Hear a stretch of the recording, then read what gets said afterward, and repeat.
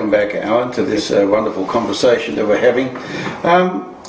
The fifth doctrine of the Salvation Army, if I may read it, please. We know it, but for the purpose of our discussion, we believe that our first parents were created in a state of innocency, but by their disobedience they lost their purity and happiness, and that, in consequence of their fall, all men have become sinners, totally depraved, and as such are justly exposed to the wrath of God. These doctrines, of course, were written in Victorian times, and sometimes the language is probably a little difficult for the modern Salvationist to understand. Yes. So, if you'd like to elaborate on that one, it would be really helpful. All right, and I think in particular that phrase, totally depraved, is the term that really distresses many people, because they think in 20th century and 21st century terms, and when they see the word depravity they think of all kinds of horrible people who do very wicked things, and they have to say, well, I don't get it. I've got a lady next door to me, she's not a Christian, but she's so kind, she always helps us when we need help, she brings in our garbage bin when we're away, she's just a lovely lady, but she doesn't profess to be a Christian. Now, Adolf Hitler, he may have been totally depraved, but my next door neighbour, she's a jolly nice lady. Well, what do you say to that? Well, the first thing you have to say is that those earlier theologians and ministers and Bible students of the 19th century used language which they had culled from the theology of earlier centuries, going back at least to the Reformation. And many of the creeds and the confessions of the Christian church use that same language, total depravity. Now, when we use the word depravity, as I've suggested, we think of a person who is as rotten as it's possible to be. If you're totally depraved, it means that in every part of your personality you are a depraved person. Well, almost morally corrupt. That's right. Absolutely morally corrupt if you're totally depraved, because the word depravity implies moral corruption.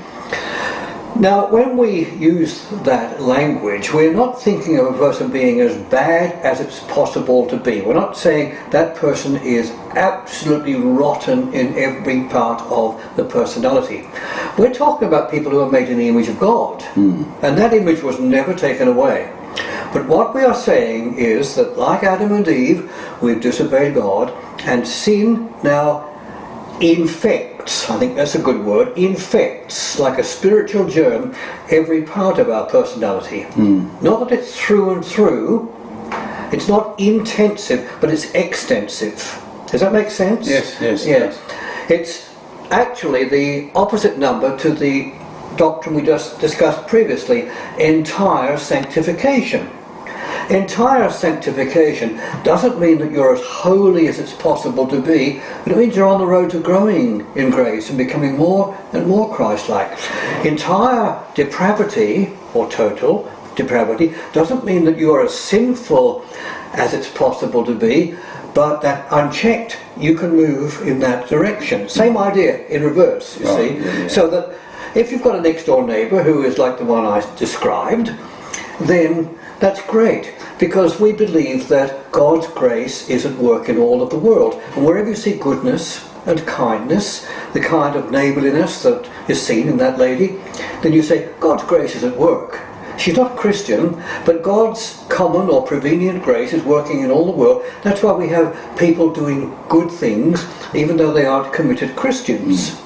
God is carrying on his work in his world in his own way.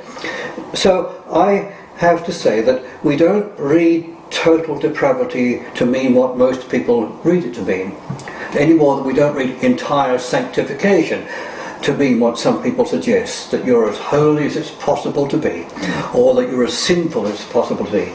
Neither is the case. You and I know this, and we know that as Christians God might be at work in every part of our lives, but there's still plenty of room for growth. Yes. So in both instances, it's a progression.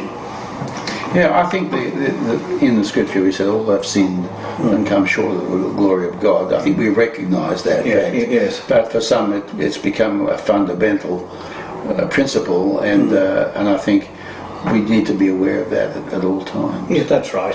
And always our emphasis is on the joyful news, that gospel that we talked about earlier. It's good news. Yes. That's the whole point. Some people don't really have good news.